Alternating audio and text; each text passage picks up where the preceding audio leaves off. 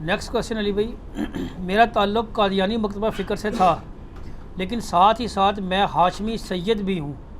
جب مجھے معلوم ہوا کہ غلام احمد قادیانی نے سیدنا مولا حسین ابن علی علیہ السلام کی شان میں بھی گستاخیاں کی ہیں، تو میں نے قادیانیت چھوڑ کر اسلام قبول کر لیا۔ میری دعوت سے 40 کے قریب لوگ قادیانی ہوئے تھے۔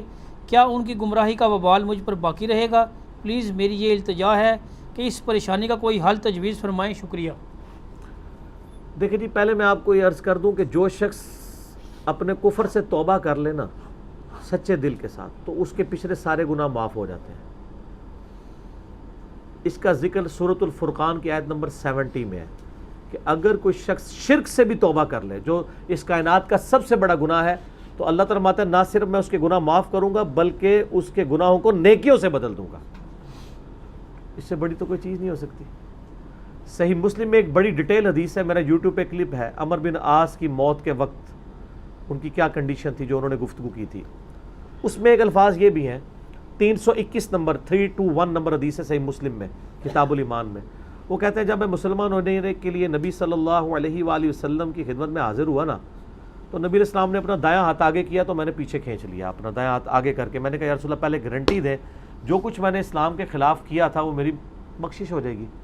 تو نبی علیہ السلام فرمایا اے عمر بن عاص، کیا تجھے نہیں پتا کہ ایمان لانا پچھلے کے سارے گناہوں کو دھو دیتا ہے، اور مقبول حج مبرور پچھلے کے سارے گناہوں کو دھو دیتا ہے، اور اللہ کی راہ میں ہجرت کرنا پچھلے کے سارے گناہوں کو معاف کر دیتی ہے۔ تو اس سے یہ بات پتہ چلی کہ اگر کوئی شخص ایمان صدق کے دل سے لے آئے، اس کے بعد اس کے پرانے سارے گناہ معاف ہو جائیں گے۔ ظاہر ہے کہ اب کئی عرب کے سردار جو بعد میں مسلمان ہو گئے، اس وقت انہوں نے اپنی پبلک کو اسلام قبول نہیں کرنے دیا اور ڈٹ کے مخالفت کی۔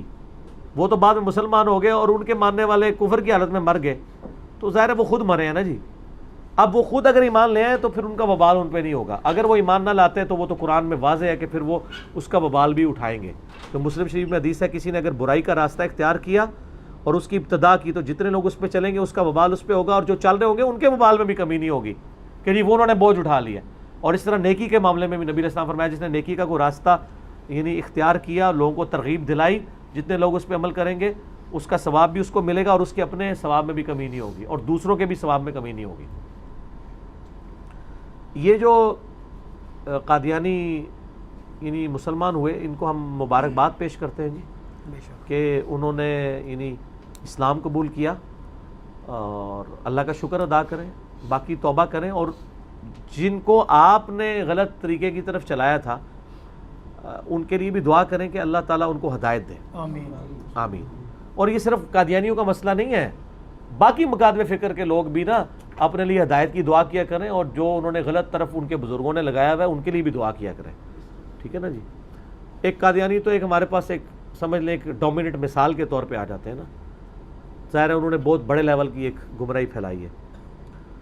باقی رہا ان کو سید ہونے کا یہ نفع تو دنیا میں مل گیا کہ سید کوئی بھی ہو، سنی ہو شیعہ ہو، اس کے دل میں اہل بیت کی محبت تو ہے نا جی، اور یہ بہت بڑا ایسٹ ہے۔ تو اگرچہ وہ قادیانی تھی، ظاہر ہے قادیانی بھی ایک اہل سنت کا آف شوٹ ہے نا، نکلا ہوا جو کفر میں فال کر گیا، یعنی یہ شیعہ میں سے تو فرقہ نہیں نکل کے الگ ہوا، اور میں اس کو فرقہ ہی کہوں گا، مذہب نہیں کہوں گا، ٹوٹ کے الگ ہو گیا نا جی۔ مذہب تو ہم حنفی شافعی مالکی کے لیے استعمال کرتے ہیں، اسکول آف تھاٹ کے لیے، یہ مذہب تو نہیں آپ اس کو کہہ سکتے۔ اور ادھر اہل تشیع کا ایک آف شوٹ ہے نصیریہ، جو مولا علی کے لیے نعوذ باللہ الوہیت کلیم کرتے ہیں، اہل بیت کے نام وہ مولا علی جل جلالہ، مولا حسین جل جلالہ، یہ الفاظ وہ نعوذ باللہ استعمال کرتے ہیں غالی شیعہ، وہ شیعہ کا آف شوٹ ہے، یہ اہل سنت کا آف شوٹ ہے، دونوں کفر کے اندر مبتلا ہیں، ان کی ملانیت تکفیر کرتے ہیں، بات پرسیکیوشن کے قائل نہیں ہیں، ان کے لیے دعوت کا یعنی دروازہ بند نہیں کرنا چاہیے، اصلاح کی کوشش کرتے رہنا چاہیے۔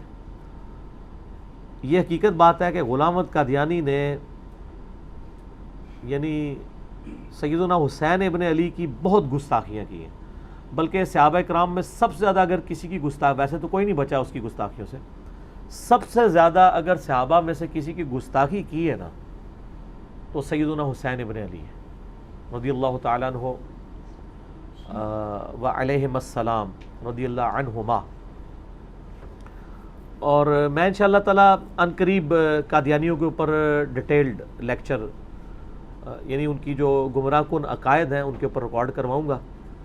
بلکہ وہ شمس الدین بھائی نے بھی مجھ سے کہا تھا, تو ان سے میں نے وعدہ کیا تھا, لیکن میں نے ساتھ ان کو یہ بات بتائی تھی کہ میں صرف ان چیزوں کے اوپر بات کر سکتا ہوں جس میں باقی مکاتب فکر کا بھی رگڑا نہ نکل رہا ہو.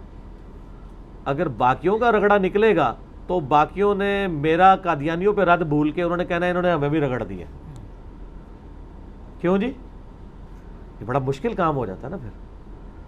تو شمس الدین بھائی نے مجھے وہ پاکٹ بک میں نے ان سے منگوائی تھی, وہ جو یہ قادیانی دیتے. احمدی تو میں نہیں کہتا, احمدی تو ہم ہیں, ٹھیک ہے. قادیانی وہ تو احمدی کہاں سے, وہ تو غلام احمد تھا. دعویٰ تو اس نے غلام ہونے کا کیا تھا, تو بعد میں وہ اس نے اتنے بکواسات کیے.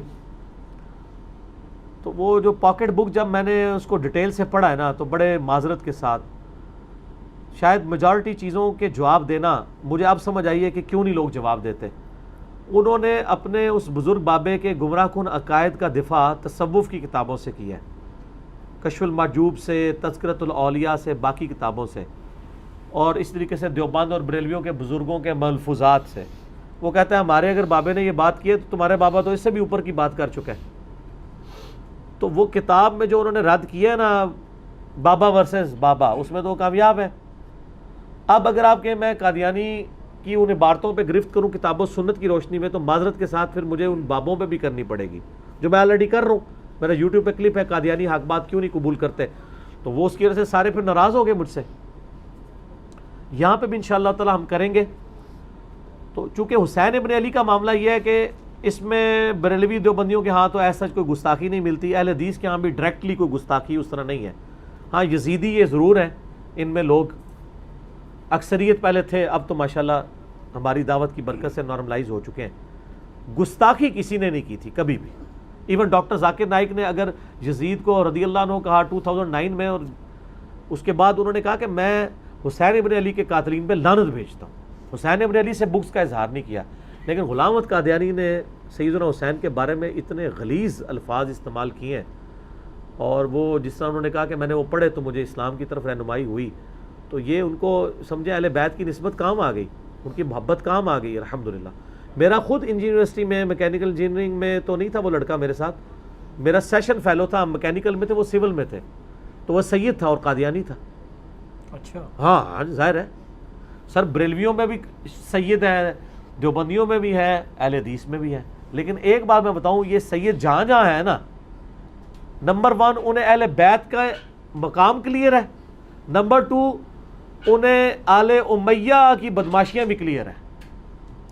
اسی لیے آپ کو یہ نظر آئے گا بھی کٹر دیوبندی ہوگا, لیکن جب اہل بیت کی باری آئے گی تو وہ ہمارے ساتھ کھڑا ہوا ہوگا, کیونکہ وہ جینز تو ہیں نا, اور ان کو تو نسلاً عملی تواتر سے ٹرانسفر ہوا ہے کہ آل امیہ نے اہل بیت کے ساتھ کیا کیا ہے.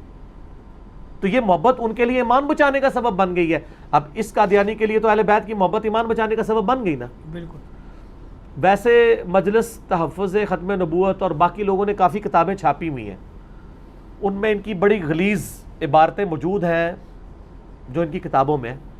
کچھ عبارتوں سے آپ کہہ سکتے ہیں کہ آؤٹ آف کانٹیکسٹ ہیں, لیکن میجورٹی انہوں نے باتیں صحیح چھاپی ہیں. میں نے ان کو کاؤنٹر ویریفائی بھی کیا. بلکہ آپ کو پتہ جب شمس الدین بھائی یہاں پہ آئے تھے تو پوری ساری کتابیں وہ ساتھ لے کے آئے تھے. قادیانیوں نے اپنے بزرگ کی ساری وہ جو کتابیں ہیں نا, کشتی نوح ہو, براہین احمدیہ ہو, تحفہ گولڑویہ ہو, یہ ساری کی ساری نا روحانی خزائن کے نام سے 23 جلدوں پہ چھاپ دی ہے. پاکستان میں خیر اس کی پرنٹنگ پہ اور رکھنے پہ پابندی ہے, بڑا سخت جرمانہ ہو جاتا ہے. وہ آلموسٹ 82 کتابیں ہیں وہ جو ایک جگہ کمپائل کر دی ہیں انہوں نے, وہ ساری کی ساری. یعنی آپ کو اسکیٹرڈ فارم میں لینے کی, وہ اگر آپ 23 جلدیں آپ کے پاس ہوں, وہ آپ کو یوٹیوب کے اوپر آپ گوگل میں جا کے سرچ کریں تو ان کے PDF میں مل جائیں گے روحانی خزائن کے 23 جلدوں پہ. تو روحانی خزائن کے اندر نا وہ سارے حوالے موجود ہیں. بائی چانس میری ٹیبل کے اوپر وہ کتاب اس وقت, ہاں یہ پڑی ہوئی ہے, یہ ندیم بھائی سے میں نے اگلے دن لی تھی. اس کے اندر یہ کتاب کا نام ہے انصاف فرمائیے, عالمی مجلس تحفظ ختم نبوت, اور مولانا عزیز الرحمان نے لکھی ہے یہ. اس میں انہوں نے خیر کچھ والے تو تھوڑے سے اس طرح ہے نہیں ہیں جن کو ہم پریزنٹ کریں. اس کی وجہ یہ ہے کہ وہ تھوڑی کچھ باتیں انہوں نے الزامی طور پہ کی ہیں. جیسے حضرت عیسیٰ علیہ السلام کے بارے میں شرابی والا واقعہ ہے, وہ حضرت عیسیٰ کو غلام احمد قادیانی خود شرابی نہیں مانتا تھا, وہ اس نے عیسائیوں کو الزامی طور پہ کہا ہے. ٹھیک ہے, وہ ایک معاملہ الگ ہے. ظاہر خود مانے تو اس کا کفر اس کی تعویل کر لیتے ہیں, جن چیزوں کی تعویل ممکن نہیں ہے. چونکہ اب بات حسین ابن علی کی ہوئی ہے تو اس میں پیج نمبر 11 پہ انہوں نے وہ گستاخیاں, اور یہ گستاخیاں میں نے فزیکلی کتابوں سے کانٹیکسٹ کے ساتھ ویریفائی کی ہیں, یہ آؤٹ آف کانٹیکسٹ نہیں ہے, اور وہ الفاظ ہی بتا رہے ہیں, آؤٹ آف کانٹیکسٹ ہو نہیں سکتی ہے. مثلا ایک جگہ وہ لکھتا ہے مرزا قادیانی دافع البلا میں اور پیج نمبر 13 پہ, اور جو روحانی خزائن ہے اس میں سارا آپ سمجھ لیں روحانی خزائن کے اندر سب کچھ موجود ہے. جیسے آپ کو پتہ ہے وہ دارالاسلام نے ایک اتنی موٹی کتاب چھاپی ہے, اس میں پوری 6 کتابیں بخاری, مسلم, ابو داؤد, ترمذی, نسائی, ابن ماجہ ڈال دی, ایک جلد میں چھاپ دی ہیں. انہوں نے بھی ساری کتابیں جو تھیں نا وہ ایک جلد میں روحانی خزائن کے نام سے چھاپی ہیں. تو روحانی خزائن میں جلد 18 ہے اور پیج 233 پہ وہ لکھتا ہے, اے قوم شیعہ اس پر اصرار مت کرو کہ حسین تمہارا منجی یعنی نجات دہندہ ہے, کیونکہ میں سچ کہتا ہوں کہ آج تم میں سے ایک, یعنی خود اپنے آپ کو کہتا ہے مرزا غلام احمد قادیانی, موجود ہے اس حسین سے بڑھ کر ہے. وہ کہتا ہے اس حسین کو چھوڑو, آپ میرے پیچھے چلو. سر یہ جرت تو حضرت ابو بکر, عمر اور عثمان نے نہیں کی ہے, میں آپ کو بالکل وثوق سے کہہ رہا ہوں. حالانکہ ہم ان کو افضل مانتے ہیں, لیکن یہ انہوں نے اپنی زبان پہ کبھی بات نہیں کی ہے. صحابہ کرام اہل بیت کو جب فضیلت کی بات کرتے تھے, اہل بیت کو اپنے سے ایکسکلوڈ کرتے تھے, وہ کہتے تھے وہ نبی کے گھر والے ہیں. ٹھیک ہے, عمار بن یاسر والا معاملہ دیکھ لینا آپ. میں نے کبھی سیدہ فاطمہ کے بارے میں کچھ سوچے گا حضرت ابو بکر, عمر یا عثمان میں کہ میں فاطمہ سے افضل ہوں؟ وہ اہل بیت میں شمار کرتے تھے ان کو کہ جنتی عورتوں کی سردار ہیں. بخاری مسلم میں آتا ہے, اور جامع ترمذی میں حدیث ہے کہ فاطمہ میری بیٹی جنتی عورتوں کی سردار ہے, اور میرے بیٹے حسن و حسین جنتی نوجوانوں کے سردار ہیں. اور ابن ماجہ میں اور حاکم میں آتا ہے, اور ان کے جو والد ہیں وہ ان سے بھی بہتر ہیں. ٹھیک ہے, مولا علی جن کے بارے میں بخاری مسلم میں حدیث ہے, غزوہ تبوک کے موقع پر نبی علیہ السلام پہلا اور آخری موقع تھا, مولا علی کو ساتھ نہیں لے کے گئے اور مدینہ شریف میں عورتوں اور بچوں کے اوپر اپنا خلیفہ چھوڑ گئے. تو انہوں نے رونا شروع کیا. آپ نے فرمایا, بخاری مسلم کے الفاظ ہیں, اے علی تم اس بات پہ راضی نہیں ہو کہ تمہاری میرے ساتھ وہی نسبت ہے جو ہارون کی موسیٰ کے ساتھ؟ جب موسیٰ گئے تھے کوہ طور پہ ہارون کو چھوڑ کے گئے تھے, میں تمہیں چھوڑ کے جا رہا ہوں. کیا بات ہے, کیا بات, اس سے بڑی کوئی فضیلت ہو سکتی ہے؟ اسی لیے امام بخاری نے مولا علی کے فضائل کے چیپٹر میں پہلی حدیث یہ لی ہے. حضرت علی کے فضائل پہ نمبر 1 حدیث یہ ہے, لیکن ساتھ حضور نے فرمایا, اے علی تیری نسبت تو ہے میرے ساتھ ہارون اور موسیٰ علی, لیکن میرے بعد کوئی نبی نہیں ہے. اگر مولا علی کا وہ مرتبہ نہیں ہو سکتا امتی نبی والا, تو غلام احمد قادیانی کیسے کلیم کر سکتا ہے؟ بالکل صحیح. اور پھر حسین ابن علی کے بارے میں بات کرنا, چلیں یہ تو بڑے ہلکے الفاظ تھے. آگے یہ اعجاز احمدی اس کی کتاب ہے, اس کے پیج 69 پہ, اور روحانی خزائن میں ظاہر ہے وہ کمبائنڈ فارم میں موجود ہے, جلد 19 اور پیج 181 پہ لکھتا ہے, مجھ میں اور تمہارے حسین میں بڑا فرق ہے. یعنی وہ حسین کو آپ کا کہہ رہا ہے, سر ہمیں مبارک ہے, ہمارے نوجوان ہیں نا انشاءاللہ, سردار ہیں وہ, کیونکہ مجھے تو ہر ایک وقت خدا کی تائید اور مدد مل رہی ہے. وہ یعنی اس نے ٹانٹ کیا ہے کہ حضرت حسین کے ساتھ اگر اللہ کی تائید ہوتی تو وہ کامیاب ہو جاتے کربلا میں, تو وہ جو شہید ہو گئے بچوں سمیت, تو ان کے ساتھ تو تائید اس وقت ختم ہوگی, میرے ساتھ تو ہر وقت اللہ کی تائید ہے. لعنت اللہ علی الکاذبین. پھر وہ لکھتا ہے اعجاز احمدی پیج 81 پہ, خزائن میں جلد 19 پیج 193 پہ, اور میں خدا کا کشتہ ہوں لیکن تمہارا حسین دشمنوں کا کشتہ ہے, پس فرق کھلا کھلا اور ظاہر ہے. اندازہ کریں, وہ تمہارا حسین کہہ رہا ہے, وہ ہمارے ہی ہے. سر آپ کا ہوتا تو آپ کو ہدایت مل جاتی, حسین تو ہمارے ہیں الحمدللہ. 3 ریفرنس. چوتھا ریفرنس دیکھیں, اس کی کتاب ہے نزول مسیح, پیج 99, اور روحانی خزائن میں جلد 18 پیج 477 پہ وہ لکھتا ہے, اس نے ایک فارسی کا شعر لکھا ہے, کربلا ایست سیر ہم آنم, صد حسین است در گریبانم.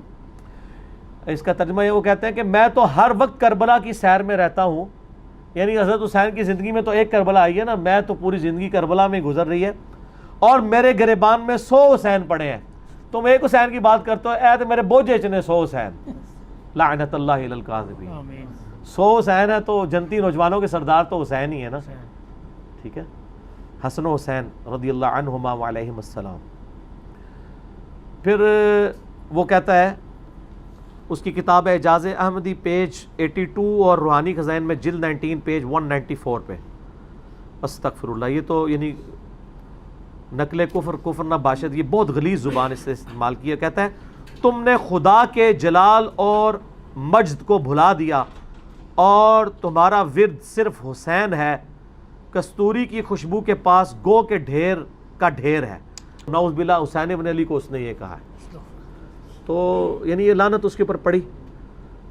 تو یہ بہت بڑی گستاخی ہے اور اس کی کوئی تعویل ممکن نہیں ہے کہ آپ تعویل کر سکیں. تو میں تو اس کو پکا ناسبی اور یعنی منکرین حدیث میں سے اور یزیدی سمجھتا ہوں. بلکہ اس کی وہ جو یہ پاکٹ بک چھپی ہوئی ہے اس میں تو انہوں نے غدیر خم کی حدیث باقی ساری چیزوں کا پورا مذاق اڑایا اور پورا انکار کیا. یہ میں نے کئی دفعہ کہا ہے کہ ناسبی اور منکرین حدیث لازم و ملزوم ہے، کیونکہ صحیح الاسناد حدیث ناسبی اور یزیدیوں کی موت ہے. تو ان کو ہر بات اہل بیت سے ان کو بغض ہوگا، اور کیوں نہ ہو. صحیح مسلم میں حدیث ہے 240 انٹرنیشنل نمبر کے مطابق، علی سے محبت نہیں رکھے گا مگر مؤمن، علی سے بغض نہیں رکھے گا مگر منافق. محبت علی تو لٹمس ٹیسٹ ہے. اور صحیح مسلم میں اوپر تلے 4 حدیث ہے غدیر خم کی 6225 سے 6228 تک. نبی اسلام نے فرمایا لوگوں آگاہ ہو جاؤ، میں بھی ایک انسان ہوں، قریب ہے کہ اللہ کا قاصد یعنی موت کا فرشتہ میرے پاس آئے اور اس کی دعوت قبول کر لوں. میں اپنے بعد تم میں 2 بھاری چیزیں چھوڑ کے جا رہا ہوں. ان میں سے پہلی چیز اللہ کی کتاب ہے، اس میں ہدایت ہے، اس میں نور ہے. تم اللہ کی کتاب کو پکڑو، اپنا تعلق اس کے ساتھ مضبوط کرو. اللہ کی کتاب اللہ کی رسی ہے، جو اسے پکڑے گا وہ ہدایت پہ ہوگا، جو چھوڑ دے گا گمراہ ہو جائے گا. اور دوسری بھاری چیز میرے اہل بیت ہیں، میں اپنے اہل بیت کے معاملے میں تمہیں اللہ کا خوف دلاتا ہوں. میں اپنے اہل بیت کے معاملے میں تمہیں اللہ کا خوف دلاتا ہوں. میں اپنے اہل بیت کے معاملے میں تمہیں اللہ کا خوف دلاتا ہوں. 3 دفعہ فرمایا، لیکن امت نہیں ڈری اور اہل بیت کے ساتھ وہ سلوک کیا، نہ قرآن کو پکڑا نہ اہل بیت کو چھوڑا. چھوڑے سے مراد یعنی شہید کر دیا سب کو، الٹ چلے. تو یعنی اہل بیت کی محبت تو ہماری یعنی ایمانیات میں داخل ہے. تو یہ جب کسی کے اوپر لعنت پڑ جائے تو وہ اولیاء اللہ سے محبت اس کے دل سے نکل جاتی ہے. اولیاء اللہ آپ والے نہیں، صحابہ اور اہل بیت. وہ ڈیفینیٹ تو اولیاء اللہ وہی ہیں نا، ورنہ بریلویوں کے اولیاء جو ہیں وہ دیوبندیوں کے مشرک ہیں. دیوبندیوں کے اولیاء جو ہیں بریلویوں کے نزدیک گستاخ رسول ہیں. سنی کے اولیاء اللہ شیعہ کے نزدیک گمراہ ہے، شیعہ کے اولیاء اللہ سنیوں کے نزدیک گمراہ ہے. تو اولیاء اللہ وہ ہیں جن پہ امت متفق ہے. تو یہ اس کی بہت بڑی گستاخی ہے.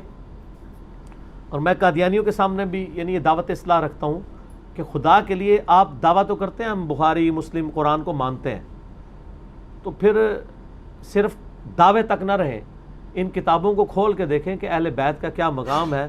اور آپ کے جو بڑے ابا جی گزرے ہیں، روحانی ابا جی، وہ اہل بیت کی کتنی گستاخیاں کر کے گئے ہیں. اہل بیت کی گستاخی کرنے والا کیا یہ کہہ سکتا ہے کہ اس کی نسبت رسول اللہ کے ساتھ ہے صلی اللہ علیہ وآلہ وسلم؟ المستدرک الحاکم میں صحیح سند کے ساتھ حدیث ہے، شیخ البانی شیخ زبیلی زئی دونوں نے صحیح کہا، لہٰذا اہل حدیث بھی صحیح مان لیں کہ اگر کوئی شخص پوری زندگی حجر اسود اور مقام ابراہیم کے درمیان نمازیں پڑھتا رہے، دنیا میں سے افضل نماز ہو سکتی ہے، اور روزانہ روزہ رکھے، لیکن قیامت والے دن اللہ سے اس حال میں ملے کہ ہم اہل بیت کا بغض اس کے دل میں تھا، تو اللہ اسے ضرور دوزخ میں داخل کرے گا. اللہ اس کی نمازیں، روزے، حج، زکوٰۃ نہیں دیکھے گا. اہل بیت کا بغض تو دوزخ میں لے جانے والی چیز ہے.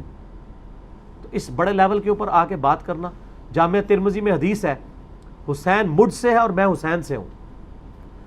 ترمذی اور مسند احمد میں حدیث ہے، اے اللہ حسن و حسین میرے پھول ہیں، یہ میرے بیٹے ہیں، میں ان سے محبت کرتا ہوں، تو بھی ان سے محبت کر. اور مسند احمد کے الفاظ ہیں، اے اللہ جو حسن و حسین سے محبت کرے تو ان سے محبت رکھ، جو ان سے دشمنی رکھے تو ان سے دشمنی رکھ. تو غلام احمد قادیانی نے حسین ابن علی کی توہین کر کے رسول اللہ سے دشمنی لی ہے، ٹکر لی ہے. تو میں اسی آیت پہ کنکلوڈ کرتا ہوں، باقی سوالات انشاءاللہ اگلی مجلس میں. آیت درود جو ہے سورہ احزاب کی آیت نمبر 56، اس سے اگلی آیت ہے 57، ان الذین یؤذون اللہ ورسولہ لعنہم اللہ فی الدنیا والآخرہ. بے شک جو لوگ اللہ اور اس کے رسول کو تکلیف دیتے ہیں دنیا اور آخرت کی زندگی میں ان پر اللہ کی لعنت ہے، اور اللہ نے ان کے لیے ذلیل و خوار کر دینے والا عذاب تیار کر رکھا ہے. سورہ احزاب آیت نمبر 57. جو شخص اہل بیت کو تکلیف دیتا ہے نا، وہ رسول اللہ کو تکلیف دیتا ہے. حسین ابن علی کو تکلیف دینا رسول اللہ کو تکلیف دینا ہے۔ الموجب الکبیر طبرانی کے اندر ابراہیم نخعی کا قول ہے جو بخاری اور مسلم دونوں کے راوی ہیں، تابعی امام حنیفہ کے دادا استاد ابراہیم نخعی کہتے ہیں بالفرض اگر میں قاتلین حسین میں شامل ہوتا اور اللہ مجھے قیامت والے دن معاف بھی کر دیتا اور میں جنت میں بھی پہنچ جاتا، تب بھی میں رسول اللہ کو اپنی شکل جنت میں بھی نہ دکھا سکتا کہ کہیں رسول اللہ مجھ سے پوچھ ہی نہ لیں تو حسین کے قاتلین میں شامل تھا۔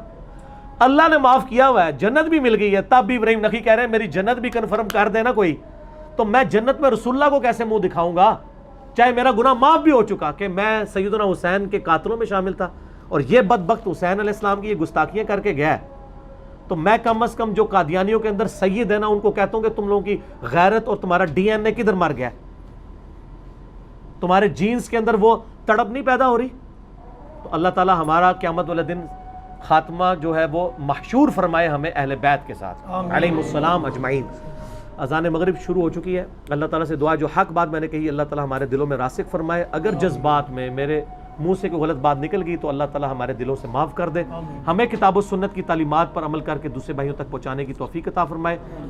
سبحانک اللہم و بحمدک اشہد ان لا الہ الا انت استغفرک و اتوب الیک وما علینا الا البلاغ المبین۔ جزاکم اللہ خیرا۔